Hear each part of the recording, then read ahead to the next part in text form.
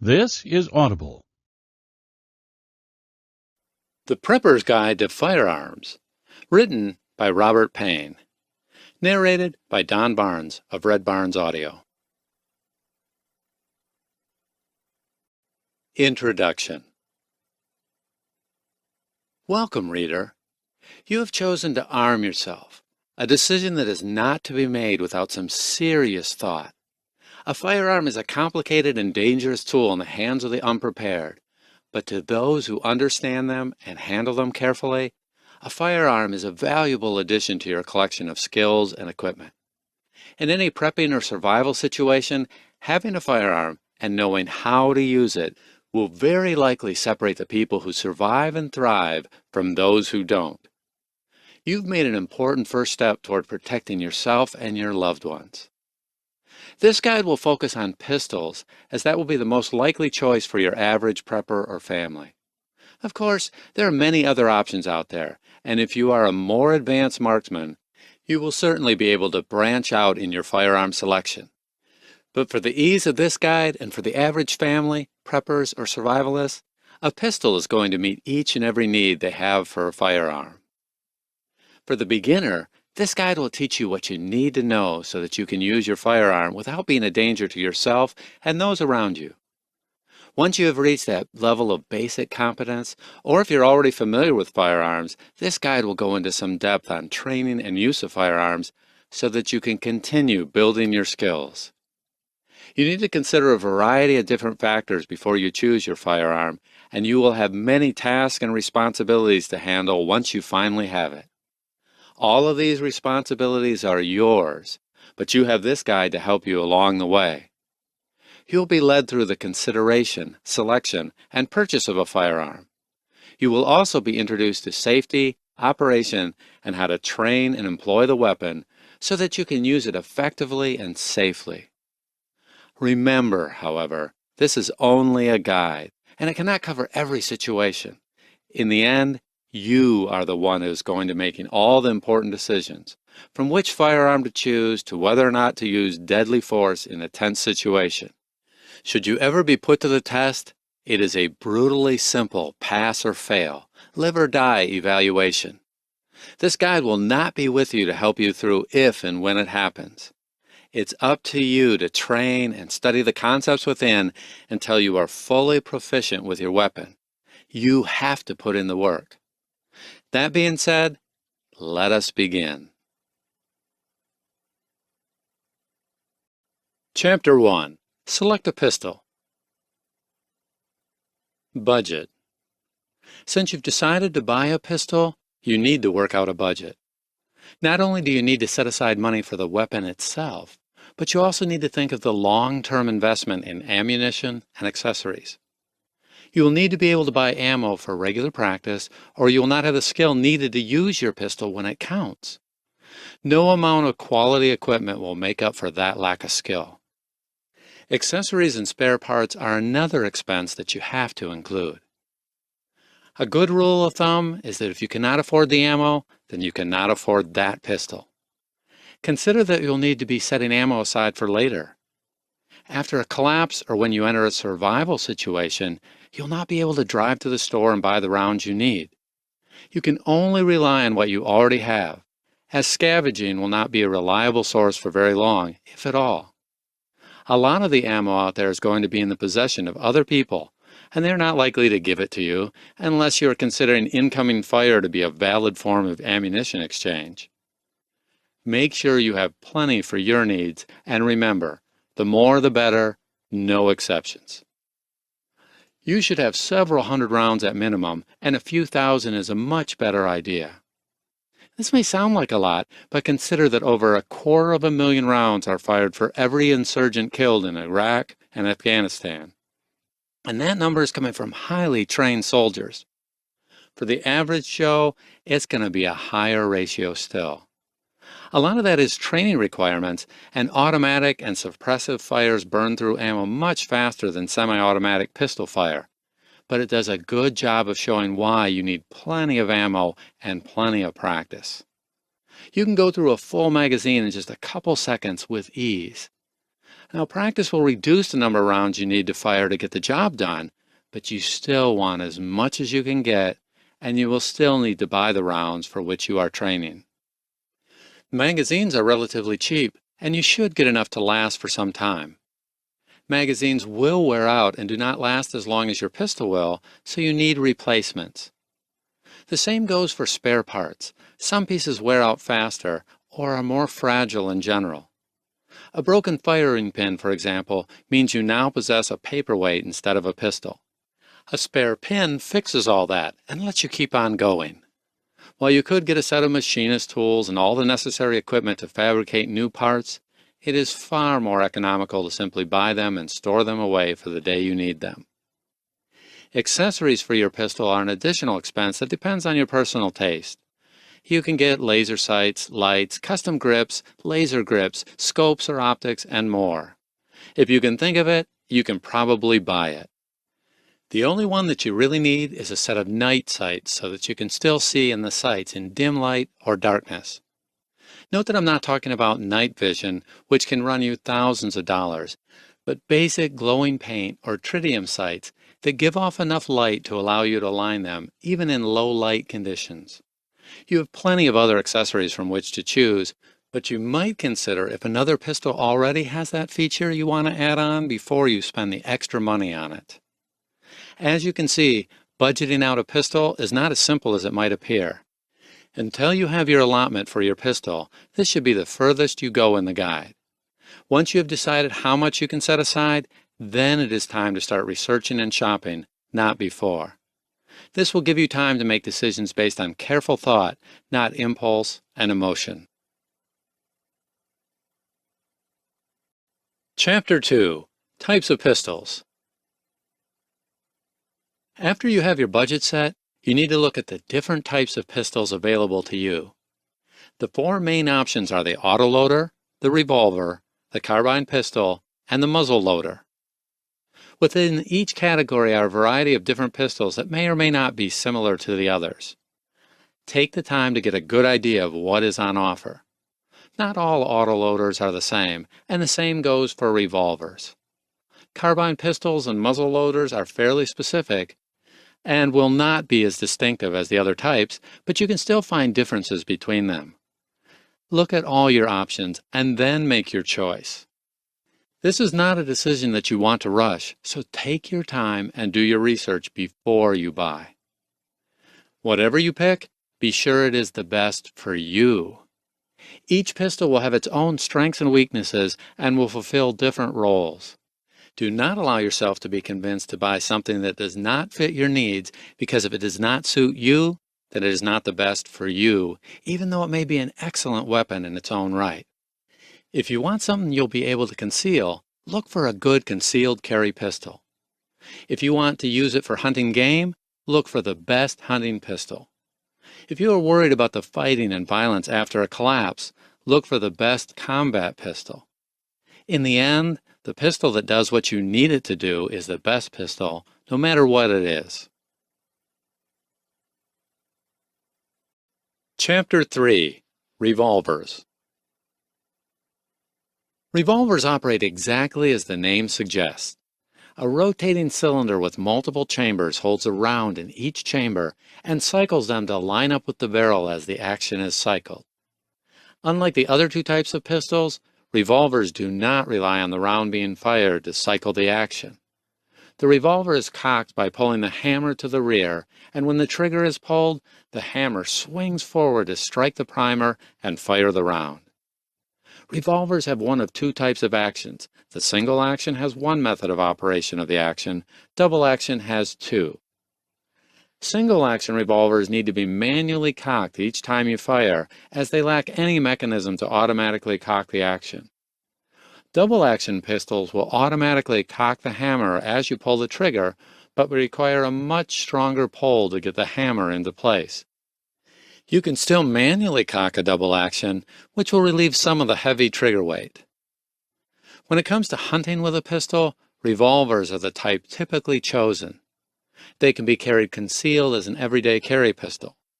Military and law enforcement have both moved away from revolvers as combat and duty pistols and no longer see service. Hunting is best done with a long-barreled, high-caliber, double-action revolver. You want a large round to put down large game, and many of the larger pistols are chambered with multiple rounds so you can practice with less expensive ammunition and use the more expensive rounds in the field. As revolvers have no moving parts on the top of the gun, you can mount a scope or other sort of optic, which will let you take game at a respectable range, comparing favorably to shotguns. With the right pistol, you can hunt just about anything living in North America. A revolver can also serve as a backup for a rifle or shotgun, especially if you are hunting in areas with predators such as bears, cougars, or alligators. A long gun is far more awkward than a pistol at close range, and a revolver will allow you to get off more rounds in an emergency. Many people living in rural areas carry a pistol all the time for the purpose of defense against the local wildlife. In case of attack, a revolver can be drawn, aimed, and fired faster than a rifle, and it saves weight and the effort of carrying a hunting rifle with you at all times. Smaller revolvers work well as concealed carry weapons. The simple mechanism allows for a much smaller pistol to be built with some small enough to fit in your hand. Hiding one of these on your person is as simple as could be, as you could fit one in your pants pocket if you wanted. It is hard to notice such a small item when you are intentionally trying to hide it. In summary, revolvers have several advantages over other designs. They have a wide range of cartridges, meaning more options for loads on both ends of the spectrum, large and small. They are mechanically simple and have fewer parts that can break, which also means they are simpler to operate. It does not require nearly as much practice to load and fire as other types of pistols do. The all-metal construction makes it harder to damage them, and they're not as susceptible to extreme heat and cold. Revolvers do have their drawbacks. They are almost entirely made of metal, with the grip being the only part that uses any other materials, so they tend to be heavy for their size. They are more sensitive to obstructions and need more attention when they're being serviced to prevent buildups of dirt, rust, or carbon, which will affect the action. Without constant care, a revolver can easily seize up and become an expensive chunk of steel until you dismantle it and scour it clean. They are harder to shoot than other types of pistols as they are both heavy in the hand and on the trigger. Trigger pull is an important component of accuracy, and revolving triggers are not very forgiving to the novice. They have by far the smallest capacity among firearms, with the typical cylinder holding a mere 5 to 7 rounds. Chapter 4. Autoloaders. Autoloaders are magazine-fed, semi-automatic pistols that use gas pressure and recoil to cycle the action, extracting and ejecting the spent cartridge and feeding a new round each time the weapon is fired. Magazines are inserted into the bottom of the hand grip magazine well, and the slide is pulled to the rear and then sent forward to feed a round into the chamber. Autoloaders will be either hammer or striker fired, though there is little significant difference between the two designs. Hammer-fired autoloaders will have an external hammer with a double action, allowing it to be fired whether or not the hammer is cocked. After the initial time the pistol is fired, the slide automatically recocks the hammer as it ejects the case. Striker-fired autoloaders have a spring-loaded striker within the slide that is automatically cocked each time the action cycles. Hunting with an autoloader is rare because so few autoloaders are suited to the task. Autoloaders have many options for concealed carry, making them a popular choice. Military and law enforcement made the switch over to autoloaders decades ago, as they are a superior service or duty pistol. Using an autoloader for hunting is not advised. The inherent characteristics of these pistols make them unsuitable for hunting. Only a few autoloaders are chambered in a caliber suited for hunting, which drastically limits your choices. The moving slide makes mounting a scope problematic, reducing the range at which you can effectively target game. They are light, which makes the recoil difficult to manage on any reasonable hunting caliber. The only situation in which you would use an autoloader for hunting is as a backup in case of emergency. An autoloader should be chambered with a fairly powerful caliber, with larger calibers preferred, running hollow points or other special ammo to do as much damage as possible, as fast as possible, at medium to close range. This setup can be used for hunting if needs be, but is really intended as a response to an attack. It is direct and brutal, and the goal is to put as many bullets into your attacker and hope that one of them gets something vital or it bleeds out before it can hurt you too badly. Using your pistol this way can be effective, but it is more of a last-ditch resort than anything. Concealed carry is a specialty of autoloaders. A variety of sizes are available to fit the owner. It is easier to fit a larger cartridge in a concealable autoloader, making the shots you have more powerful. They do not require as much material as the other designs, making autoloaders more conceivable across the board. If you want to conceal a pistol on your person, then you need to take into account your size. Shorter and slimmer people are going to have less space in which to hide a pistol. They will have to make sacrifices that a larger person will not. Autoloaders come in a wide variety of sizes to fit your particular needs. They are made as small as a few inches long, and they can still hold a respectable number of rounds in the magazine. An autoloader does not need to sacrifice as much from the caliber to save on size, so a small pistol is able to hold a larger caliber than the other types. A larger caliber is going to require a larger pistol, but autoloaders can manage this much better than other pistol categories. Concealing an autoloader is also made simpler by the narrow construction. Less material means less weight as well, which makes carrying an autoloader a more pleasant prospect. Autoloaders pack more rounds and larger calibers into less space, making them a superior choice for concealed carry. While law enforcement uses the autoloader as their main duty weapon, military personnel carry them as backups for their rifles. Both groups use them the same way, at close range or when they're riding in a vehicle. Autoloaders allow for quick follow-up shots, and the larger magazines allow you to fire a lot of rounds very quickly. If you carry a rifle or a shotgun and it jams or runs out of ammunition at an inopportune time, having a sidearm can be a lifesaver. An autoloader will allow you to fend off an attack until you can get your main weapon back into the fight, buying you some time until you can reload or perform corrective action. Space is tight inside a vehicle, and longer weapons can be hard to handle and aim while you're still in your car or truck. An autoloader can be easily operated with one hand while you operate your vehicle with the other. If someone tries to carjack you, an autoloader can quickly be drawn and fired at your attacker inside the confines of your vehicle. They are also easy to store, as you can fit one just about anywhere in reach. While autoloaders are more complex, they are very well engineered.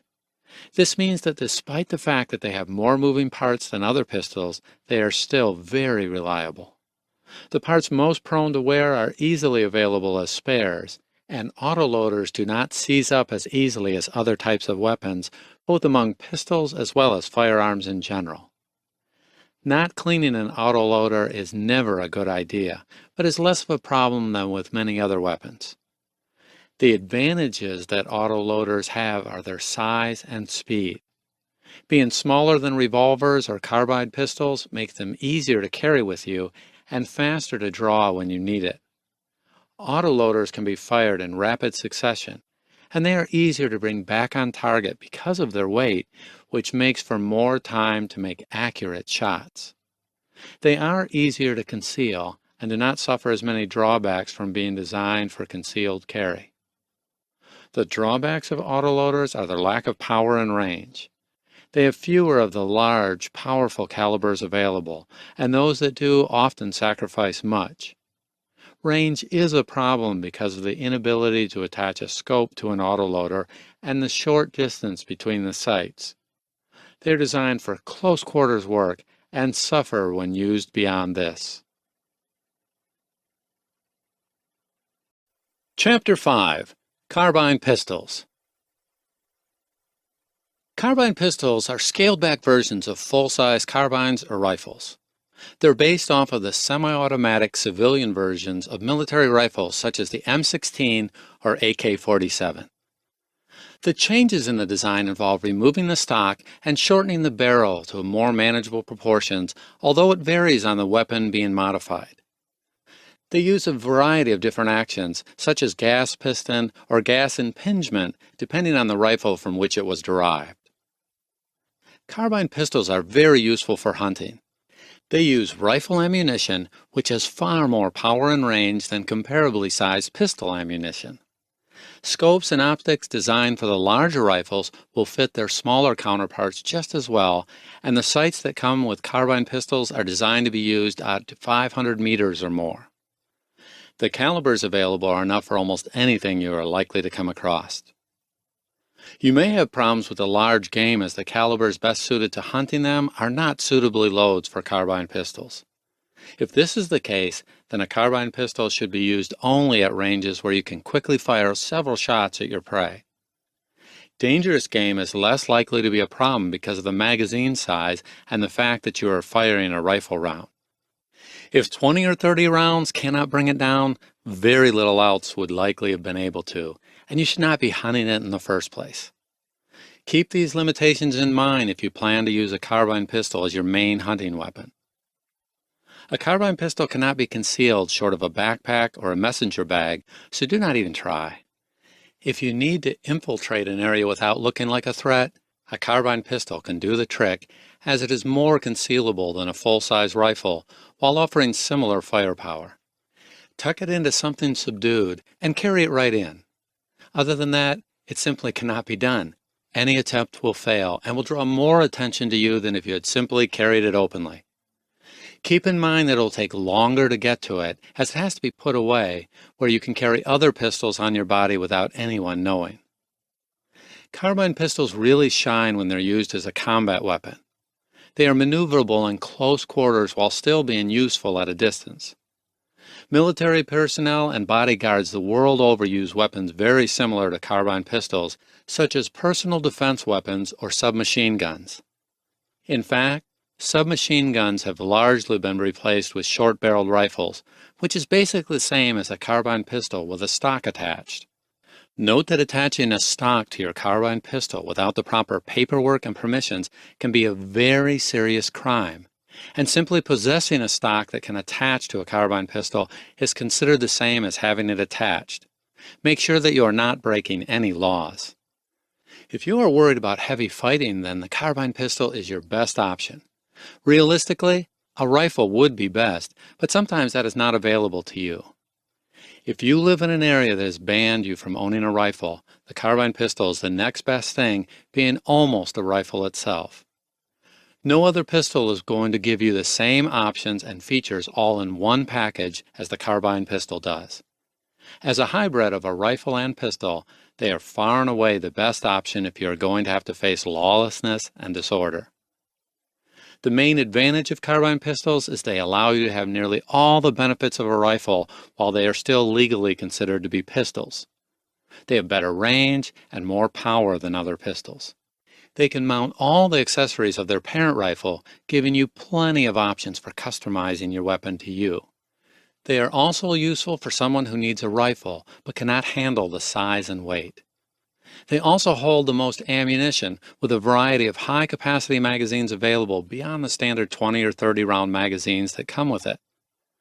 The disadvantage of carbine pistols are that they are still essentially rifles as far as functionality is concerned, even if they are a bit smaller. They are almost impossible to conceal and cannot be drawn quickly if you need them while you are carrying concealed. They are many times heavier than other pistols, and you'll have to carry it or sling it wherever you go, which can be tiring. They are not a sidearm like other pistols are, and should instead be considered a primary weapon on their own.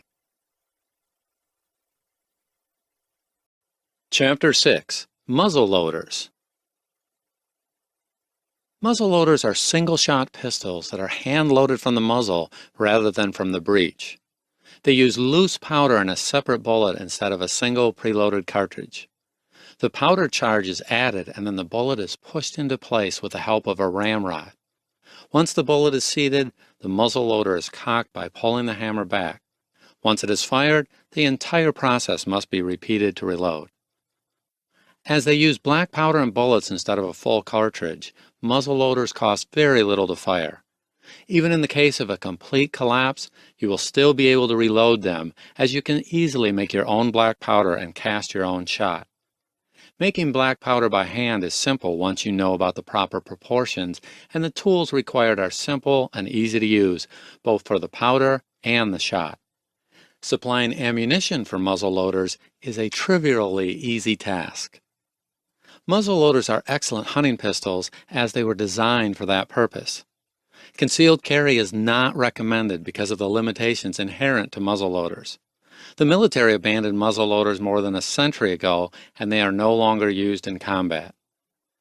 Muzzle loaders are useful for hunting all but small game. The large bullets do plenty of damage, and the accuracy of the pistols allow for precise shot placement. Mounting a scope will assist you in aiming at longer ranges, so you can keep more distance between you and your prey. The accuracy is a necessity, though, as the long reloads will make it very unlikely that you'll get a second shot. If you are hunting dangerous game, muzzle loaders have one serious drawback. The single shot means that if whatever you are hunting decides to come after you, then you have just one shot, maybe two if you can reload in time. If you miss or only wound your target, you will not have much chance to make up for your error. The large bullets used in muzzle loaders will do plenty of damage, but may not be enough to stop your prey with a single shot.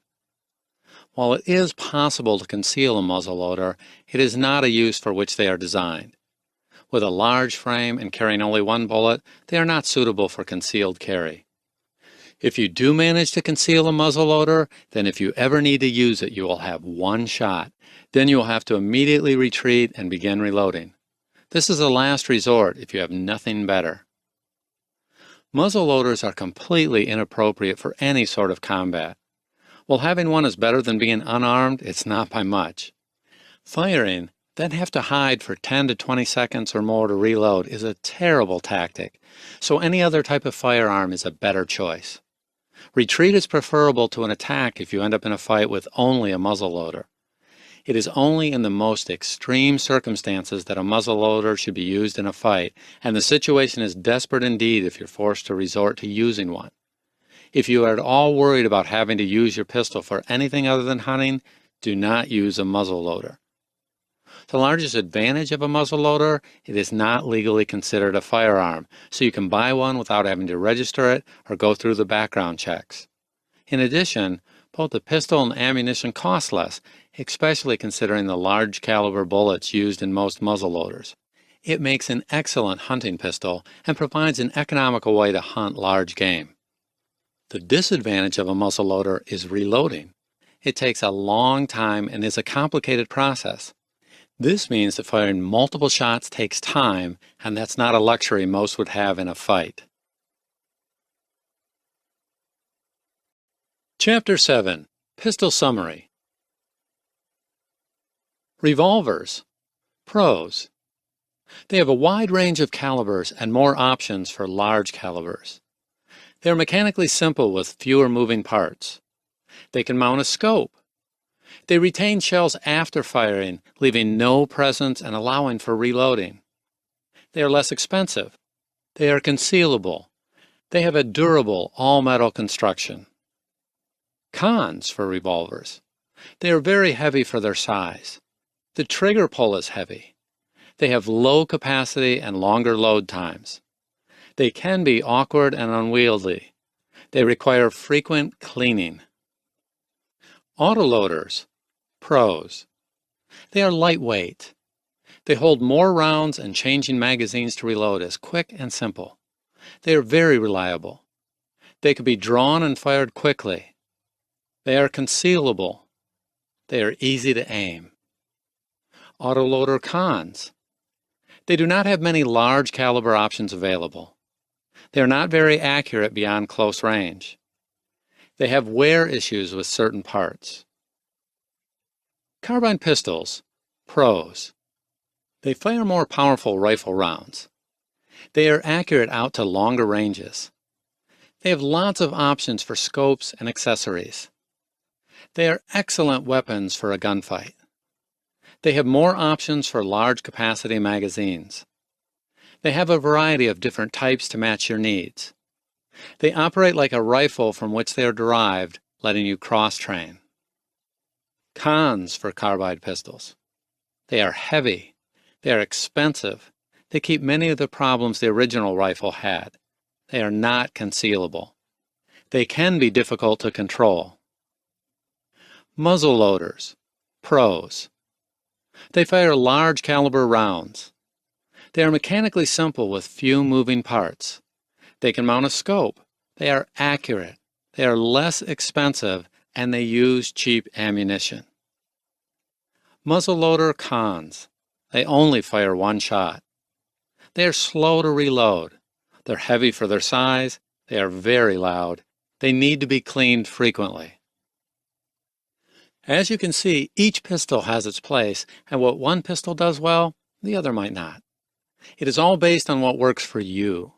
If you are planning on bugging out and may have to fight your way out, a carbine pistol might be what you need. If you want to carry concealed so that you will always be prepared for an emergency, then an autoloader or a small revolver might be right for you. If you are going to be hunting or defending yourself from the local wildlife, then a large caliber revolver or a carbine pistol will be where you should look. If you want a pistol for your wife or girlfriend so that she can defend herself, go for an autoloader. Chapter 8. Calibers. Once you've decided on the type of pistol you want, you need to consider the caliber that you want. The caliber should do what you need it to do, whether that be hunting or defending your home.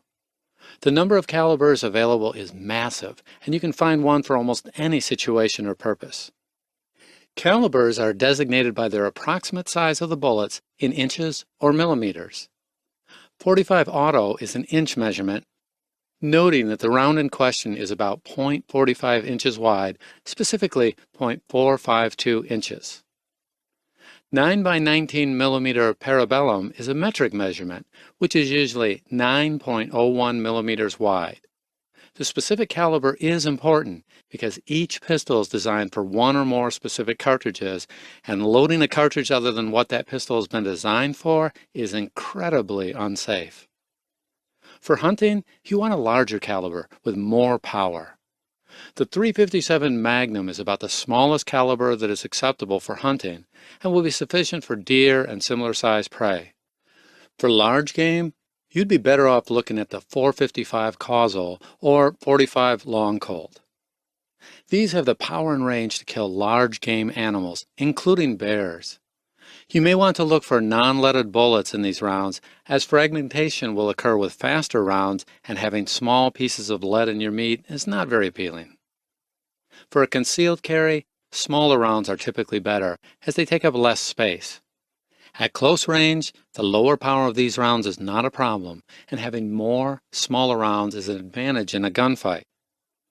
Calibers like the .380 Auto or the 9 by 19 Parabellum are good choices, especially when using jacketed hollow points. Larger calibers take up more space and are more dangerous to be shooting in public because of the risk of over-penetration. Home defense and combat share many similarities, and so the same rounds will do for either of them. Pistol calibers should be enough to incapacitate or kill, such as the 9 by 19 Parabellum or .45 Auto. The idea should be to have a pistol with a lot of bullets, such as the 9 by 19 or a few very powerful bullets like the .45. It comes down to a personal call to which style you prefer. If you require a rifle round, then either the .223 Remington or .308 Winchester rounds are good. Smaller rounds allow you to carry more, but larger rounds do more damage and travel further. Again, personal preference. Whichever round you choose, it should be commonly available or you need to buy a lot of it. In the event of a collapse, you will no longer be able to go to the store for ammunition, and finding a rare or specialty caliber on a scavenging run is not a sound plan. The alternative is reloading. Although it is expensive upfront, you can end up saving a lot of money by reloading your own ammunition. The supplies are cheaper than the preloaded rounds that you can buy in the stores, and if you reload your own ammunition, you are in a good position. You will no longer be limited to the rounds you had before the collapse, as you can take the cases and load them again. You should buy the cheapest ammo that will reliably feed for your training. Since you're going to be shooting at the range and not at someone trying to kill you, it doesn't have to do anything but hit a paper target. For the rounds that you plan on using in a real-life situation, you should buy quality ammunition. Jacketed hollow points do much more damage than hollow points do, so you are better off getting them, although they can be more expensive than full metal jacket. The exception to this is when you're planning on hunting large game, because you will need the increased penetration of a full metal jacketed bullet to reach deep enough inside the animal to do damage. Chapter 9. Comparisons of pistols to rifles and shotguns. It is important that you understand how pistols are different from rifles or shotguns, knowing what these differences mean to you in practical terms.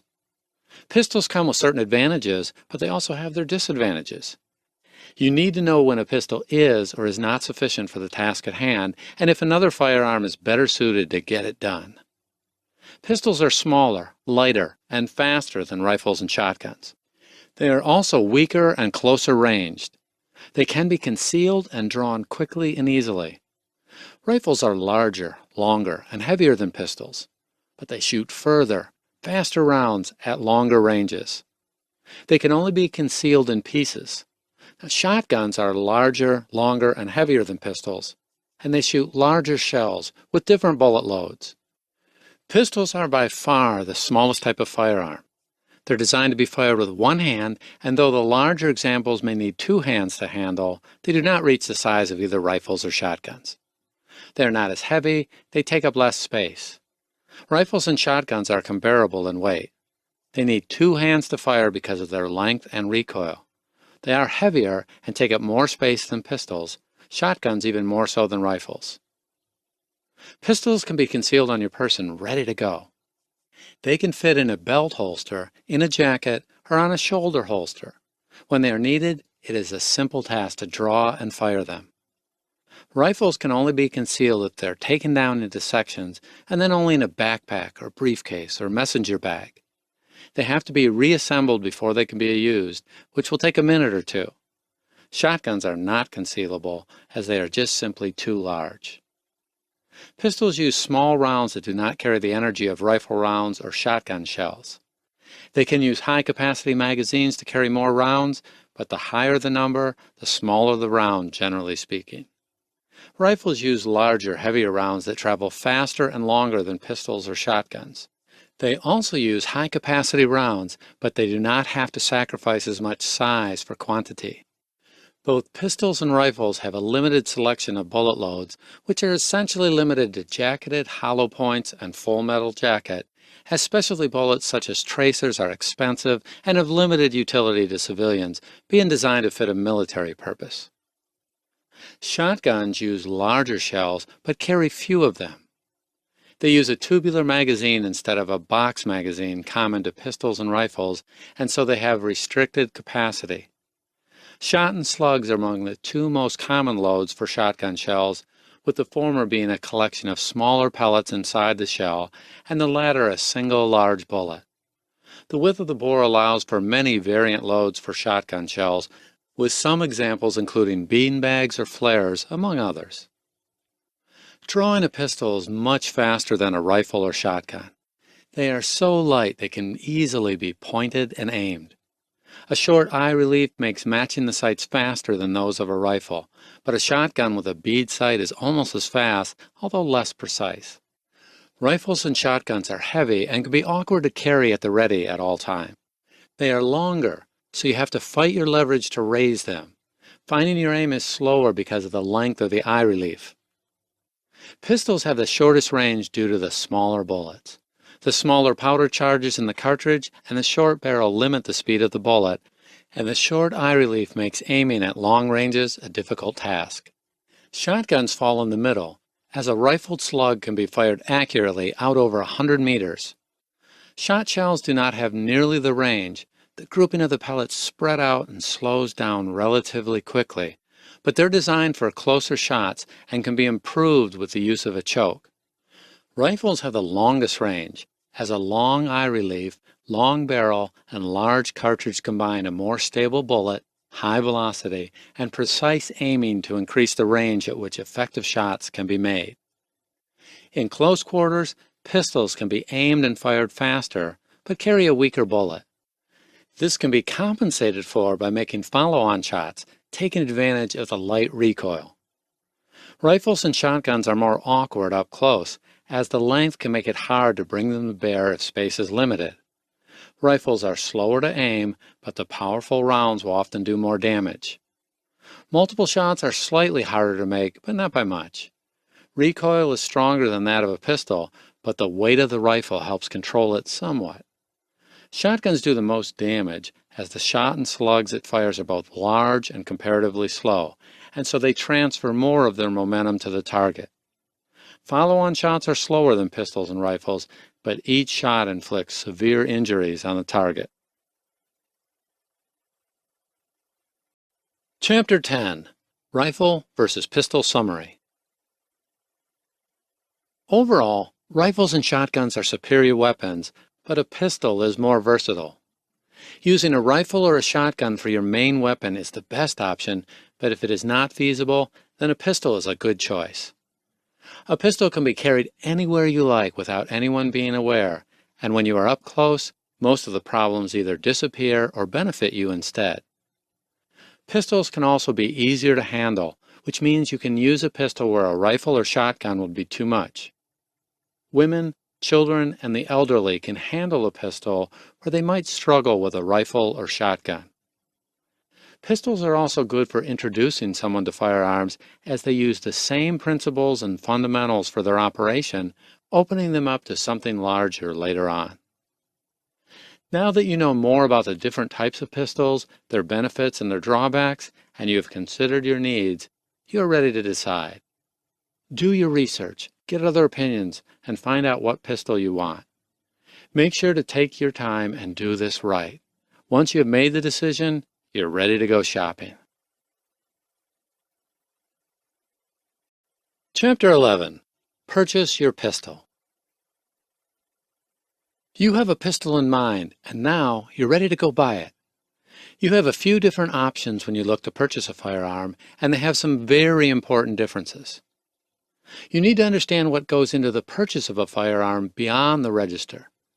The options available to you are gun shops, internet stores, auction sites, gun shows, and private party sales. The gun store should be the simplest of them all, but because of the government requirements for firearm dealers, it is a more complicated process than it needs to be. Once you go in and select the weapon you want, they will give you a firearms transaction record, or Form 4473, for you to fill out. You will need photo identification for them to check, and you will have to provide your information on the 4473. The dealer will take this and call up the National Instant Criminal Background Check System, or NICS, which is run by the FBI. He will give them your information so they can run a background check on you and make sure that you are legally permitted to own firearms. Now, none of this is applicable if you're buying a muzzleloader, as it is not considered to be a firearm under the law. Once the background check is complete, the dealer has verified that you may legitimately purchase a firearm, you may complete the transaction. This is usually a fairly quick process and should not take more than 10 or 15 minutes. Sometimes the system gets backed up and it can take longer, but this is a rare occasion.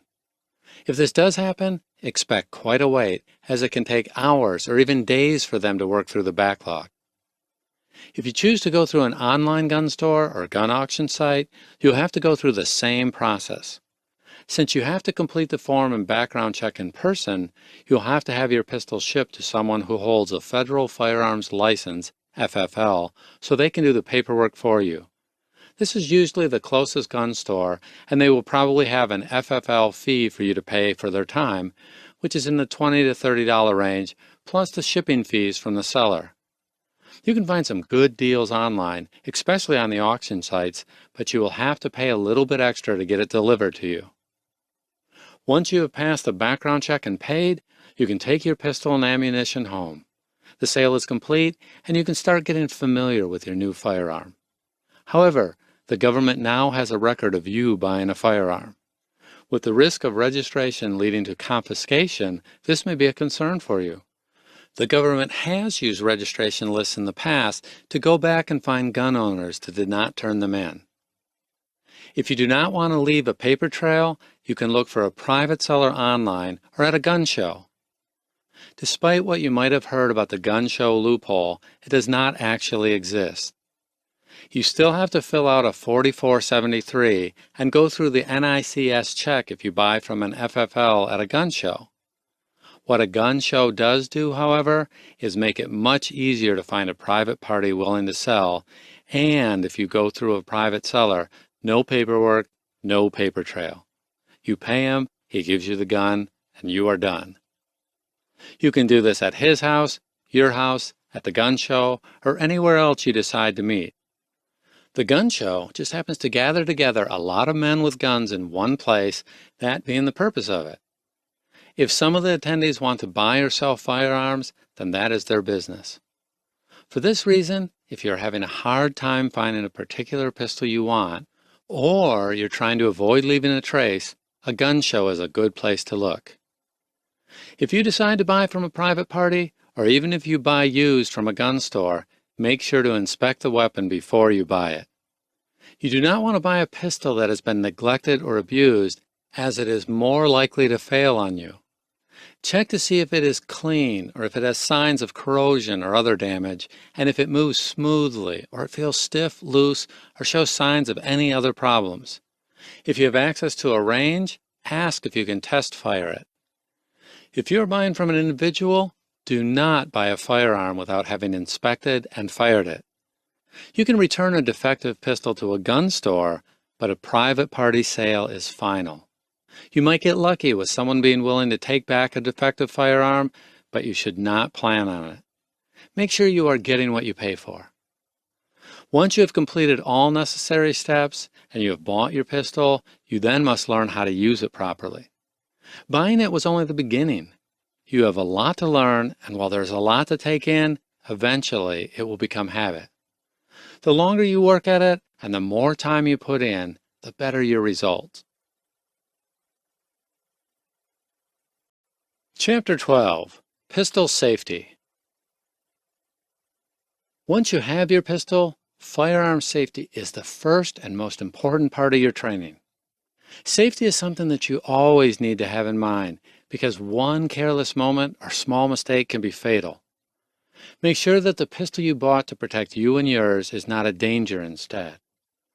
Good safety procedures are covered by the weapons safety rules. You may not suffer a mishap each and every time you break one of the rules, but any time an accident happens, it is because you broke one or more of them. If you follow them at all times, you do not have to worry. First weapon safety rule. Treat every weapon as if it were loaded. Never act in any manner that you would not if your pistol was loaded. You never know when a supposedly unloaded pistol still has a round in it. Being unloaded is not an excuse. Any weapon that you handle should be treated carefully, loaded or not. Do not allow yourself to distinguish between how you treat a loaded weapon as opposed to one that is unloaded. Breaking one of the other rules because your pistol is empty is a bad habit to learn.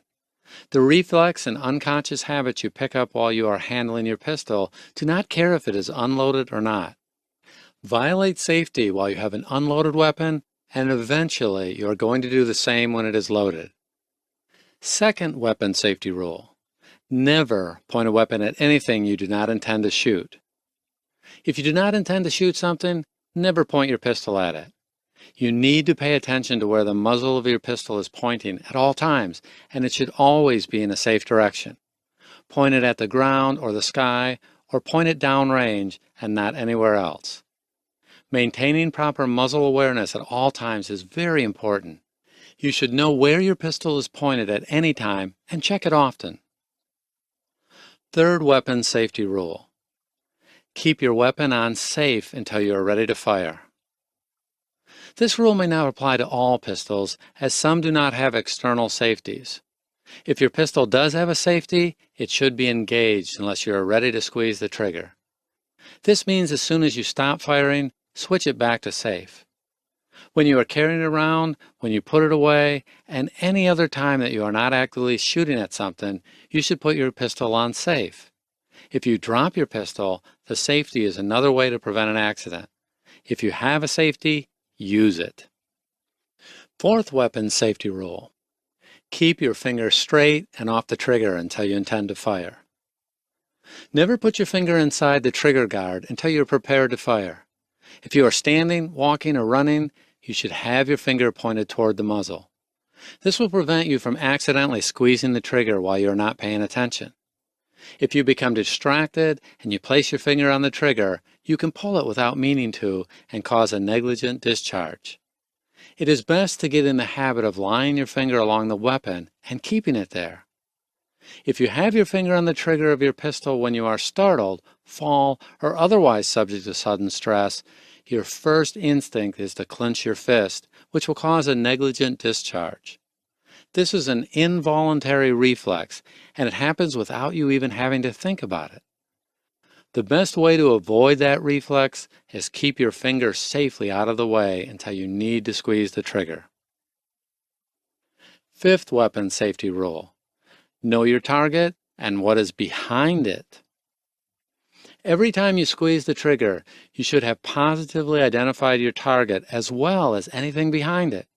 If you miss, you can send a bullet several hundred meters beyond your target before it finally stops moving. Anything that crosses its path will stop it, be the ground, a wall, or an innocent bystander.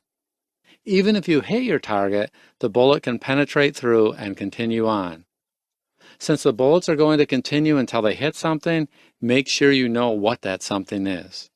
At close range, you may over-penetrate your target, where the bullet keeps its momentum and goes through the target, continuing on until it hits someone or something else. This is extremely dangerous inside a house or in a crowd unless you're using certain types of rounds. In these situations, knowing what is behind your target becomes even more important. These 5 rules form the basics of all safety practices. Commit them to memory and never allow yourself to forget them.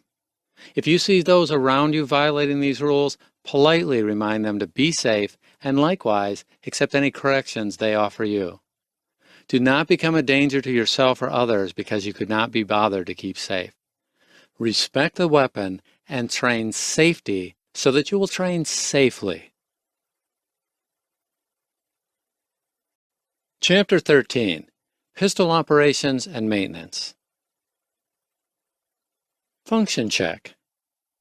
Now that you have your pistol and are familiar with safety, it is time to learn how it works. Take it and look it over and find all the controls. Since each pistol is different, make sure to read your manual so you know how yours works. Once you are confident that you understand how it works, you should perform a functions test. Take your pistol and clear it. After you've properly cleared it, place the pistol on safe if it has one and pull the trigger. If it is working, nothing should happen and the trigger should move very little, if at all. Take it off safe and pull the trigger again. This time it should move freely and you should notice some indication that it would have fired, as either the hammer should have fallen or the striker should have moved. Now, release the trigger and without cocking or racking it again, pull the trigger. The pistol should not fire. Now, cock or rack it and pull the trigger again, this time holding it to the rear instead of releasing it. The pistol should fire. Then with the trigger still held down, cock or rack the pistol again. It should not fire as you finish cocking or racking it. Release the trigger and then pull again. This time it should fire. If all the checks pass, then the pistol is functioning properly and should be ready to be fired. If any of these checks fail, stop what you're doing and immediately put the pistol away. It needs to be serviced by a gunsmith, as the failure indicates that your pistol has a serious problem. Do not load or fire your pistol until after it has been checked and repaired. Any attempt to fire a malfunctioning pistol at this point is dangerous and irresponsible and can result in injury or death. Maintenance. Cleaning your pistol on a regular basis is an essential practice for every shooter. It keeps the pistol operating smoothly and keeps it in good working order. Allowing your pistol to get dirty puts it at risk for malfunction or damage. It will also wear faster and is more likely to corrode than if you serviced it. The longer it goes without cleaning, the greater the issues, especially with revolvers and muzzleloaders, which will seize up if you let them get too dirty. You need to clean your pistol every single time you finish shooting. If you set aside a certain amount of time to go shooting, some of that has to be weapons cleaning time. If you have the time to shoot, then you have the time to clean it afterwards.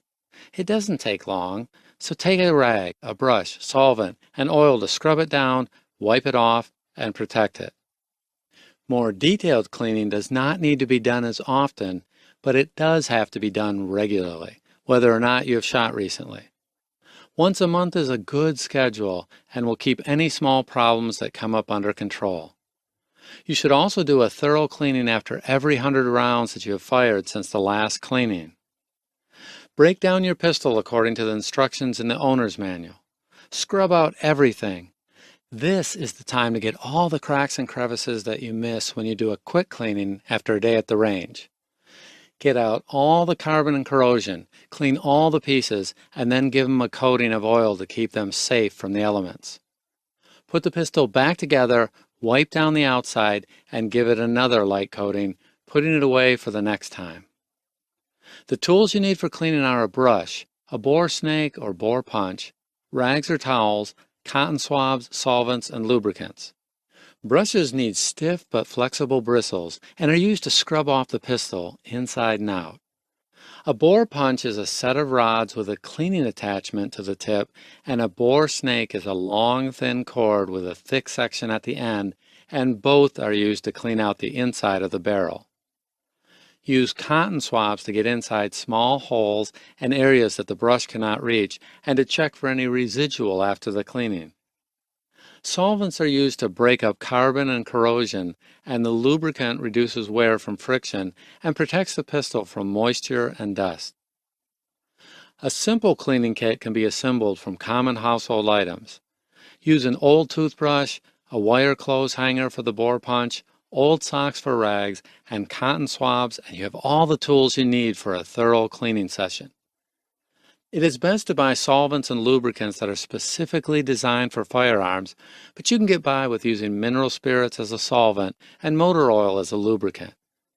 Be careful when you use alternate solvents, as they can strip the oil from the metal, making it more brittle and more vulnerable to corrosion. Apply a generous amount of lubricant if you do, to replace what was removed.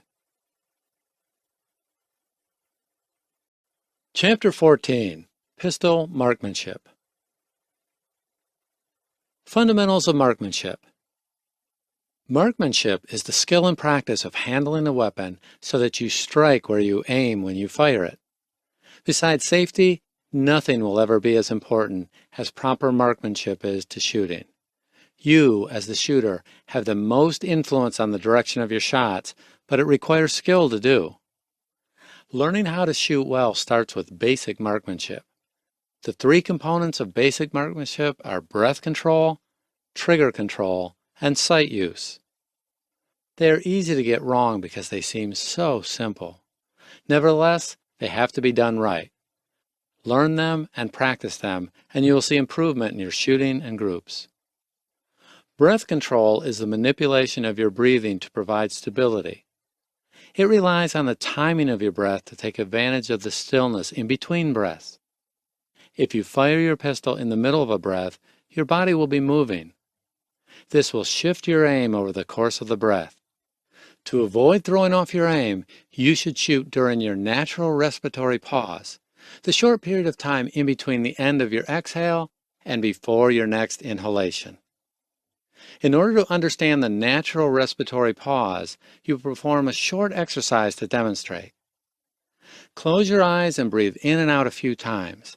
Then, take a deep breath and hold it for a count of 4, then release it over a count of 4. Once you exhale, wait a few moments until you need to breathe again. That break is the natural respiratory pause. While you are doing this, focus on the movement of your body. Feel the slight movement during breathing and the stillness and relaxation during the pause. When you breathe in and out, your entire body moves, although you don't usually notice it. All that movement will be transferred to your pistol, making it hard to aim. Your muscles also tense up while you are breathing, which makes aiming more difficult. If you fire when you are tensed up, you will reflexively relax at the very moment that you fire. When this happens, it is at the worst possible time, as you have no time to recover. Firing during the natural respiratory pause allows you to fire without the tightness interfering with your aim and without the relaxation throwing off the shot at the last instant. Waiting until the pause removes all the interference, and it is the best time to take a shot. Trigger control is the proper operation of the trigger during a shot. If you do not move the trigger properly, it will interfere with your aim and cause you to anticipate the shot. You must squeeze the trigger instead of pulling it to control the movement. If you pull the trigger, you are exerting force in another direction from your aim. Your hand tightens when you pull the trigger, and it will shift your grip and your pistol with it. This will pull your sights off the target and force you to move them back. If you muscle the pistol back into place, you'll be fighting yourself. You will tire your muscles faster, and your aim will become unsteady. Squeezing the trigger instead of pulling it stabilizes your hand and does not move any muscles besides the ones controlling your trigger finger. It moves the trigger directly backwards, providing a smoother movement. It is a more controlled movement as well. To demonstrate the difference, put your arm out in front of you. Make a fist with all but your index finger so that you are pointing directly ahead. Pull your fingers into the fist and watch how your hand and arm move. Muscles shift from your hand to your shoulder and your fist moves. Next, return to pointing straight ahead and squeeze your finger backward like you are pinching something between your index finger and your thumb. Watch how little movement occurs in your hand and arm and how smooth the movement is. When you squeeze the trigger, it allows the shot to surprise you. If you expect the shot, then you will brace yourself for the noise and the recoil, even if you do not realize it. Instead, slowly squeeze the trigger to take up the slack and keep moving until you fire the shot. That way, you will not anticipate the shot, and that will prevent you from flinching or hesitating as you fire. Sight use consists of sight alignment and sight picture. Sight alignment is simply aligning the sight so that you have the pistol pointed in the proper direction. Sight picture is the proper focus and placement of the sights on target. Together, they'll give you the correct aim. If you have one wrong, the other will likely be wrong as well, and this will throw off your aim. When you aim down the sights, the front and rear sights need to be aligned with each other. Looking at the sights while they're out of alignment is no good, as the point of aim will be incorrect. The method of alignment is dependent on the type of sights mounted on your pistol. The two most common are notch sights and aperture sights. Notch sights are aligned by placing the front sight post in between the rear sight notches, with the top of both front and rear sights level. Aperture sights are aligned by centering the front sight post on the rear aperture, both horizontally and vertically.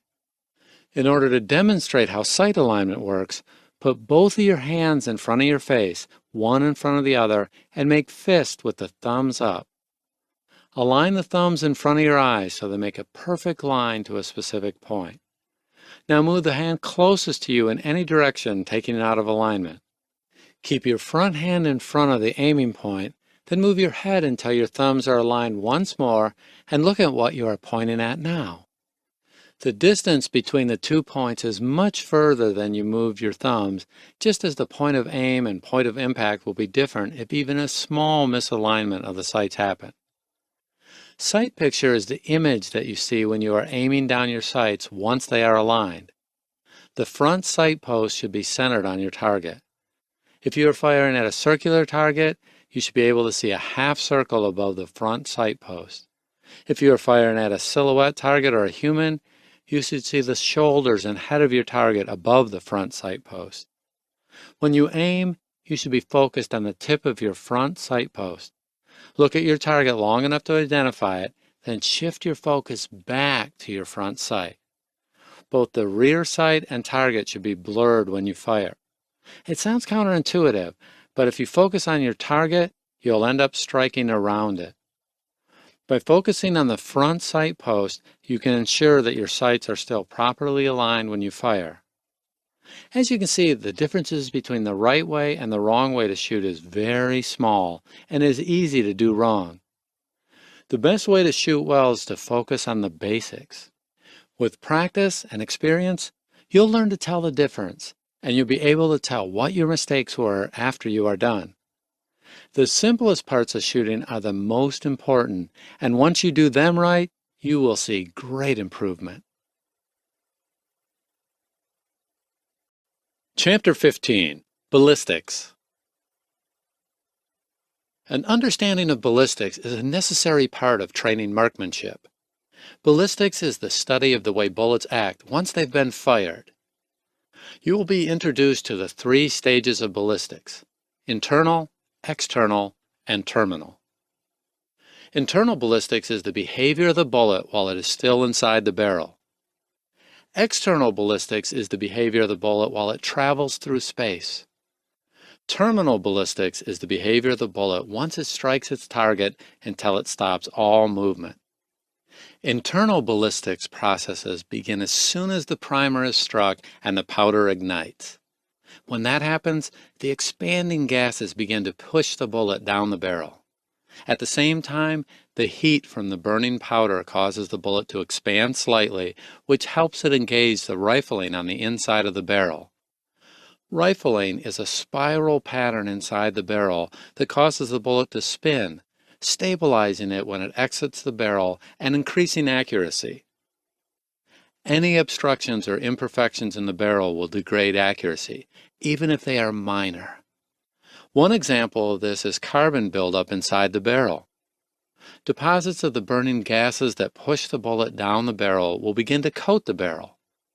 Over time, these deposits will grow larger and become more of a problem. Regular cleaning helps get rid of them, which will restore the accuracy of your pistol. This portion of ballistics ends fairly quickly, but is where the bullet gets its direction and momentum, which will carry it through its path until it hits something. This is why it is important that you hold your pistol as steady as possible while you are shooting.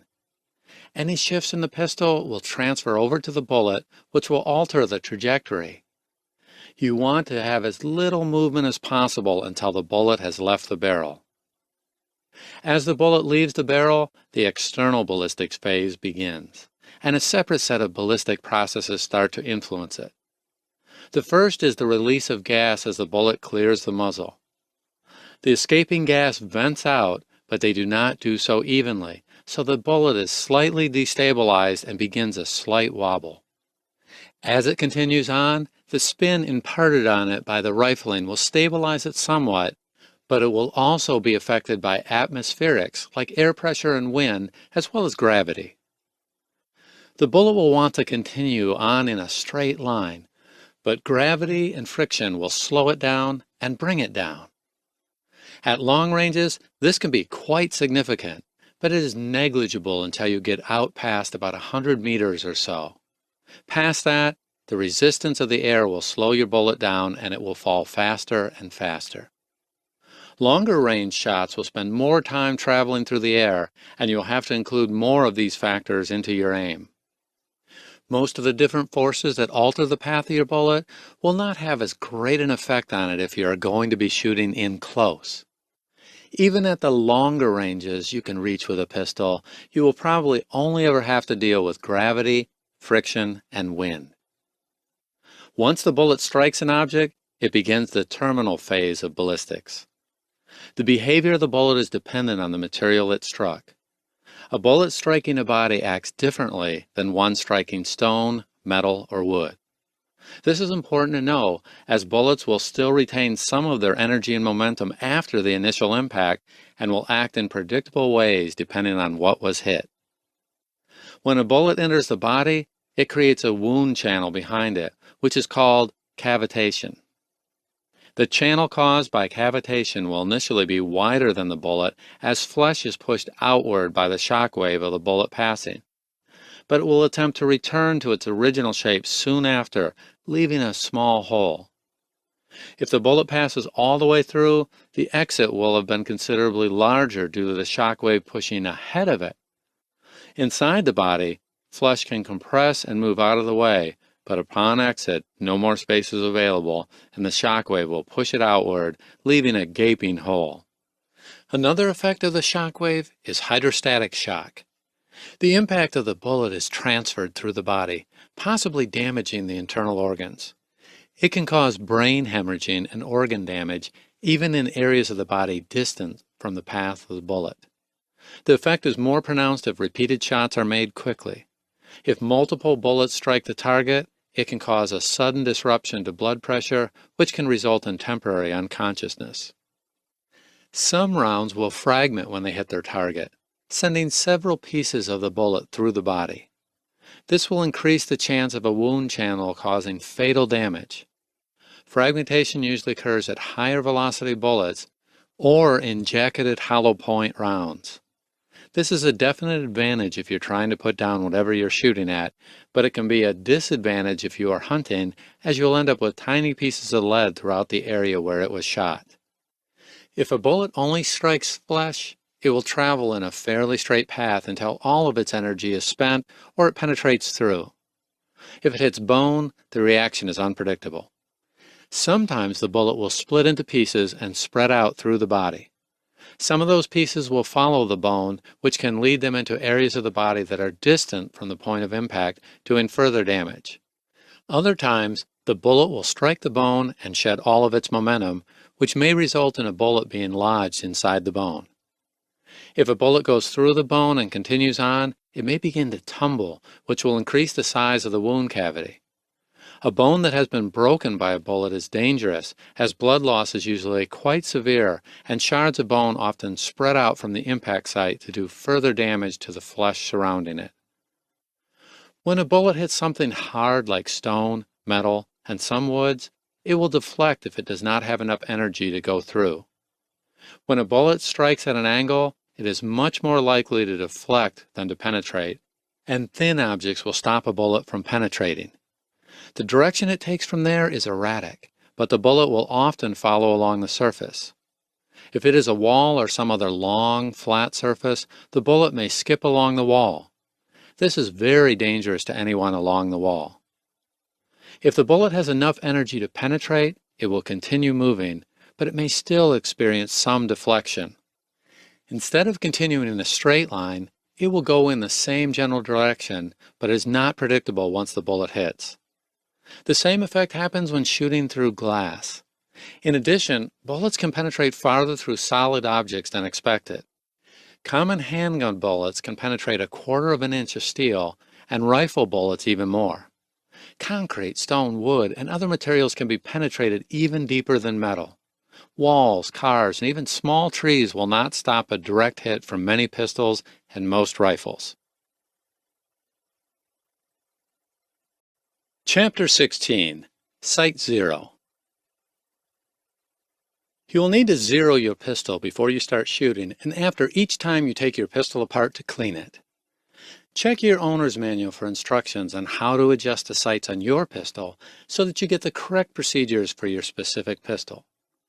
Once you know what you have to do and you have the tools required, it's time for the shooting portion of the zeroing.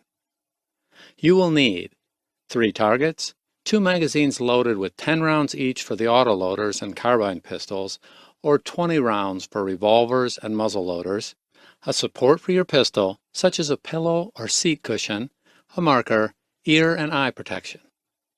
A data book is also an optional item, but is good to have so you can record your shots and make notes of any successes or mistakes.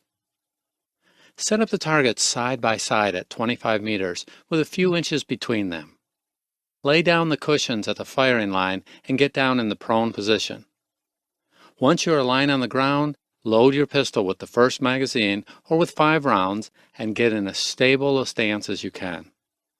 You can use the cushion to steady your hands while you shoot so that you can concentrate on aiming. Make sure to focus on your marksmanship fundamentals as you shoot. Fire 5 shots at the center of the target on the left. Aim at the same spot each time you fire until you have fired 5 rounds. Stand up. Make sure to be careful with your pistol and mindful where it is pointed as you do, and approach your target. You should see all 5 rounds in a group somewhere on the paper. Adjust your sights so that you can bring your next group closer to the center of the target. Return back to the firing line and repeat the process, firing the next 5 rounds at the right target. Go and check and adjust your sights again so that you are closer to the center. If you are already on center, do not adjust your sights. Return to the firing line and this time fire the 10 remaining rounds at the center target.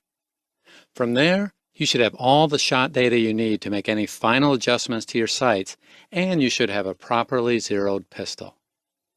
If you have trouble shooting a group, then you are not ready for the drills. Keep practicing, keep reading, and keep shooting until you can group regularly. If you are at a range or know someone who is a good shot, ask him or her to help out. You have to be able to shoot properly before you can start learning anything else, or you'll just end up wasting time and money. Without accuracy, the skills you practice will be of no use. Sometimes the problem lies in your pistol and not your ability. Having someone you know who is a good shot fire your pistol is a good way to locate the problem. If someone who shoots well has trouble keeping their shots tight, you may have a bad pistol that just needs to be fixed.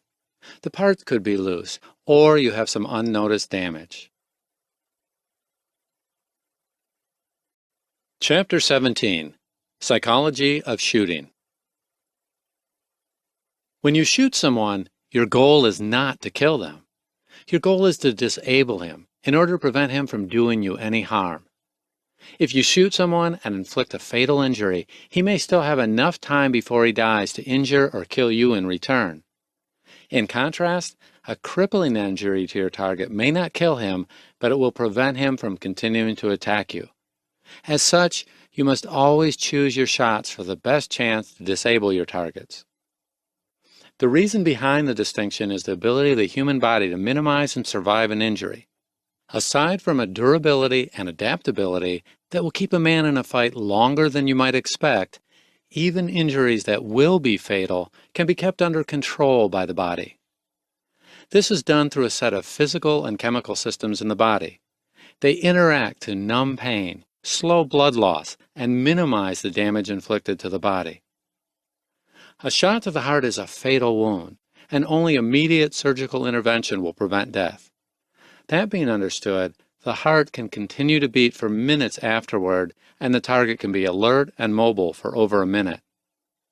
Even if the heart suffers so much damage that it ceases to beat, the rest of the body can continue to function for several seconds, which is a long time in a fight for your life. Skin and muscle are very elastic and will stretch when shot. The cavitation of a bullet will cause a large disruption, but the body will return to normal almost instantly, leaving a wound smaller than the size of the actual bullet. The blood vessels will become constricted, which limits the amount flowing through them if they are cut open. A wound that would cause massive bleeding can be slowed down to a trickle, and the permanent injury is minimized so that the time and energy spent healing is reduced. The only way to reliably remove someone from a fight is to target the area of the body that will prevent them from moving or acting. The best places to aim for are the central nervous system and the pelvic girdle. Either one will cause damage that cannot be ignored. Massive trauma is not optimal, but if enough damage is done, it will suffice. Blood loss is the least effective, as it often takes minutes to bleed out, making incapacitation an uncertain prospect. The central nervous system is made up of the brain and the spinal column. It connects to the peripheral nervous system, which is the network of nerves that reach every muscle, bone, and organ. All instructions for the body, from blinking to sprinting start off in the brain. The spinal column transmits them to the nerves, which communicates between the body and the brain. Any damage to the central nervous system will disrupt that vital link between the brain and the rest of the body and will likely result in death. The best and most effective area of the central nervous system to shoot is the medulla oblongata. The medulla oblongata is responsible for the autonomic functions, or processes that do not require conscious thought. It is also the link between the rest of the brain and the spinal column. No matter what you do, the instructions have to pass through the medulla oblongata. This includes breathing, the beating of your heart, and most importantly, your reflexes. A shot to the medulla oblongata will instantly kill the target. As soon as the bullet penetrates it, the body will go completely limp and collapse. No reflexes will trigger, and all movement and brain functions will cease immediately. The medulla oblongata is the most basic level of the brain, and without its instructions and processes, nothing else can function. Targeting the rest of the brain or the spinal column is also effective, as it does not require much damage to cause incapacitation. Once the rest of the body stops receiving instructions from the brain, the target will be unable to harm you. An injury to the spinal column will incapacitate anything below the wounded area, and nothing can overcome that. Injury to the brain is even more serious and almost always fatal. Even if your target survives, he is likely to be knocked out by the impact. Now, the problem with targeting the central nervous system is its size. The brain and spine are small compared to the rest of the body and are hard to hit on a moving target. The first instinct is to duck and lower the head, so you'll have an even smaller target, and if you hit the head in an angle, then the skull can deflect the shot. The spine is also a hard target, as it is long and narrow and surrounded by muscle and bone designed to protect the nerves within. The pelvic girdle is a set of bones that together form the pelvis. They connect the legs to the rest of the skeleton, and the muscles that connect to it support the body when it is upright and mobile. Several large blood vessels pass through the pelvic cavity, and it contains the bowels and reproductive organs. A shot to the pelvic girdle will result in a loss of mobility in your target. Without the rigid support of the unbroken pelvis, the muscles cannot support the weight of the upper body and will collapse.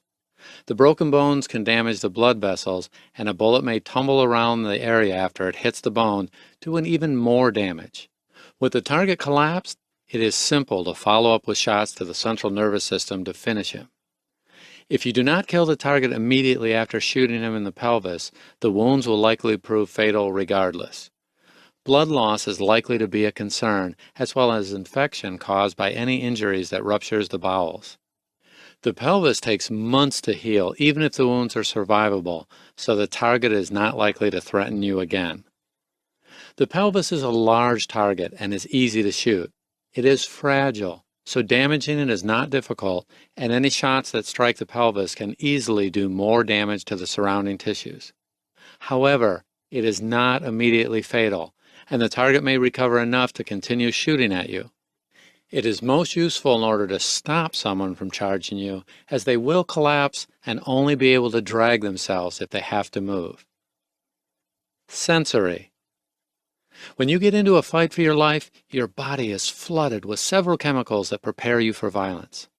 In addition to the physical effects mentioned earlier, you may experience unusual changes to your perception. These usually involve distortions or interference of vision, hearing, and fine motor skills, although others exist. One of the more common phenomena is called tachypsychia, which means speed of the mind. This is believed to be related to the chemicals that are released in the brain during and after a fight. It is a perception that time is either moving very slowly or very quickly. If it happens to you, you will notice that everything seems to be moving slowly, including yourself, but that you have more time to react mentally to whatever is going on. The sensations are temporary and will end once the fight does. However, the body undergoes a corresponding collapse after a fight, which results in physical and emotional fatigue, leaving you vulnerable. This is especially dangerous to you if the fight drew the attention of others in the area, as you will be an easy target in a state of exhaustion. Whenever you experience a threat, whether or not you actually had to fight, be careful about relaxing until you are sure you are safe. Chapter 18: Predators and Prey. Most people panic when confronted by violence. Any sort of threat will terrify them, and they will not be able to respond beyond fleeing the area or worse, just holding still, shocked into immobility. A few do not respond the same way, and they are in some ways drawn to violence. By learning what happens to both groups, you can train yourself to remain calm and focused even when everyone else has lost control. Other people do not shrink from violence. The kind of person that does not hesitate to kill to get what they want is a predator. They can tell whether or not you are prey by the way you stand, the way you move, the way you act, and the way you look. If you want to avoid the attention of a predator, you must stop acting like their prey. Learn the ways of the predator and they will avoid you. This is important because if you decide you want to have a pistol with which to defend yourself, you have to prepare for the fact that you may have to kill another person. If you are not willing and able to do that, then all you'll be doing is arming the first person you come across that is. Without the willingness to kill, your pistol is more a danger to you than those who would do you harm. Few people are comfortable with killing another person. This is a reluctance that is wired deep into the brain so that people will not go around killing each other. The few that do not have this block, or whom it has been lessened, are not obvious. Until the time comes, you cannot tell whether or not you have the block or not, and by that time, it may be too late. Training yourself to handle a fight is a better plan. The training you need to ready yourself for a confrontation is mainly psychological. Using your pistol is more than simply pulling the trigger. It is a decision to kill another person, and that is not a decision to be made lightly. You are responsible for making that decision and the consequences of it. It is far better that you make that decision ahead of time rather than when you are faced with a life or death situation. Once you have decided and trained for it, you can evaluate each situation as it comes up. Visualization and desensitization are conditioning methods used to teach military and law enforcement how to react to combat, and you will use them as well. You do not have to train to the extent they do, but the principles are the same, whether you're trained for elite special operations, police work, or simple self-defense. It's all mental preparation for when the time comes to make the choice, fight or die. Visualization is a simple habit and is very easy to add to your training. Simply put, it is imagining a situation, then deciding how you'll react to that situation. When you step up to the firing line at the range, picture a scenario that you would have to shoot to kill. Go through the event in your head while you are shooting your course of fire, and it will build a response. If that ever happens, you will have a record of what to do. The point of visualization is to create a memory. If you practice anything for long enough, you will eventually ingrain it into your unconscious memory. This is muscle memory, but is actually a function of the brain and not the muscles. You are training your mind to react to a threat in a certain way, even though you have had no actual experience. The visualizations will provide a workaround. In order to overcome the block against violence, you need to desensitize yourself to it. Using the same principles as overcoming other extreme fears, you introduce it in smaller measures, then increase it over time. As you add more and more realism to your training, you will become accustomed to it, and it will not bother you in a real fight. Just like training to shoot, the more you train for combat, the more familiar you will be, and the less likely you are to panic like many others do. To begin, you should be using targets shaped like a human silhouette instead of the circular targets that are usually used. Eventually, you can move on to targets with printed images and other, even more realistic training aids. These will get you used to firing at real people so that you do not freeze up when the time comes. Mentally preparing yourself for a time when violence is your only option is just as important as training to shoot. Just as you cannot hit a target if you cannot aim, you cannot shoot if you cannot overcome your fear. Some fear is a normal thing, and it can be used to keep you alive and aware, but it must not rule you. You can control your fear, overcome your reluctance, and fight for your life. Chapter 19. Courses of Fire. The following courses of fire are training drills to teach you simple shooting skills. These are the skills you're most likely to need in a self-defense situation. Practice them as often as you can so that you can learn to shoot quickly and accurately. You'll be making 4 types of shots: single shots, rapid shots, controlled pairs, and hammer pairs. Single shots are one at a time, with a chance to put the pistol down and rest your arms before the next shot. Rapid shots are made in sequence, reacquiring the target after each shot. Controlled pairs are 2 shots made in quick succession, aiming before each shot. Hammer pairs are 2 shots made almost instantly, aiming only before the first shot and keeping the pistol as steady as possible for the second. Course of fire number 1, 25-meter, untimed. 20 rounds, single shots from the 25-meter line. 20 rounds, controlled pairs from the 25-meter line. This is work on basic marksmanship. Aim before each shot and remember the basics. Course of fire number 2, 20, 10 meters, untimed.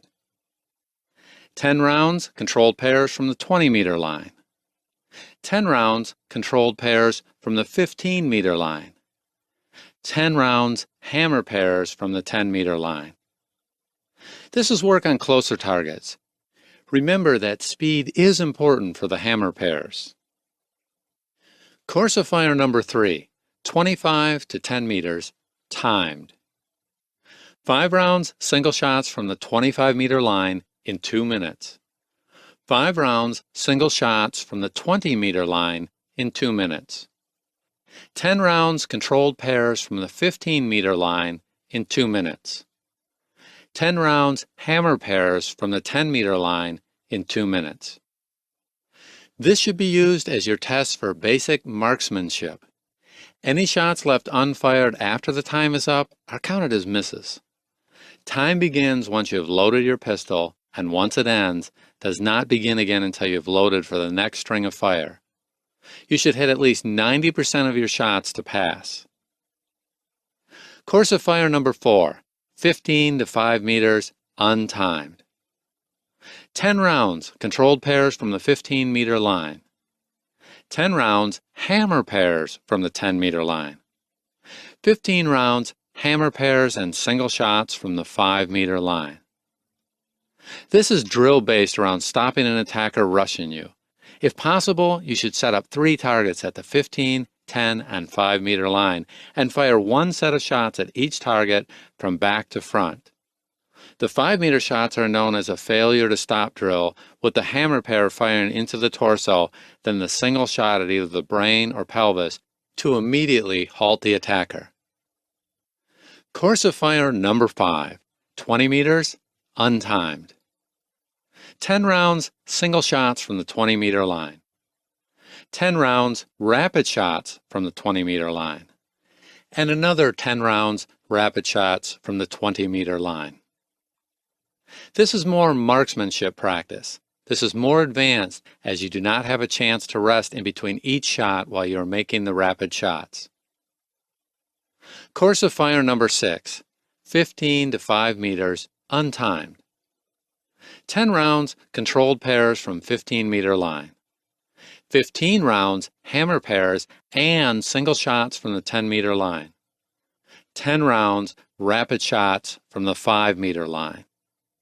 This is to get you used to shooting at close distances. One thing to watch is the difference between point of aim and point of impact. If you zeroed your sights at 25 meters, then the impact might be slightly higher than your aim. The zero will include some bullet drop, but you'll need to aim a little lower than usual to hit properly. Pay attention to the difference so that you know what to expect. As you train more, you can start adding movement, reloads, malfunction recovery, cover, and multiple targets at once. At the beginning, these are unneeded complications when you need to focus on your marksmanship. Once you have more experience with your pistol, you can add them in for the sake of realism. Eventually, they'll become as much a part of your training as the shooting drills. Chapter 20. When to Shoot. For all the emphasis on shooting and fighting and killing, remember that some fights can only be won if you walk away. Having a pistol and the ability to use it well does not make you invincible. In fact, it can make you even more vulnerable if you rely on it so much that you forget to stay alert and become overconfident. A pistol makes a lot of noise each time it is fired, and the sound is distinctive. That sound is going to carry and it will draw attention. After a collapse, a gunshot is going to be a call to all of the worst kind of people. Shooting may draw more trouble in than it solves. Getting into a fight is a risk, especially after the collapse. Even when everything is normal, it is dangerous, but it gets much worse if you have no access to medical care. Even a minor injury carries the threat of infection, and major injuries will almost inevitably prove fatal without modern surgery and drugs. If you get hurt, no one is coming for you, except for the ones that hurt you in the first place. Consider that when you are faced with a threat. In the end, it comes down to your judgment. Every fight is a chance that you might not walk away. On the other hand, shooting when you did not need to is less likely to result in your death than not shooting when you should have. The decision and the consequences are all on you. Chapter 21. Conclusions. Choosing to arm yourself is a major decision with implications both now and after any major survival event.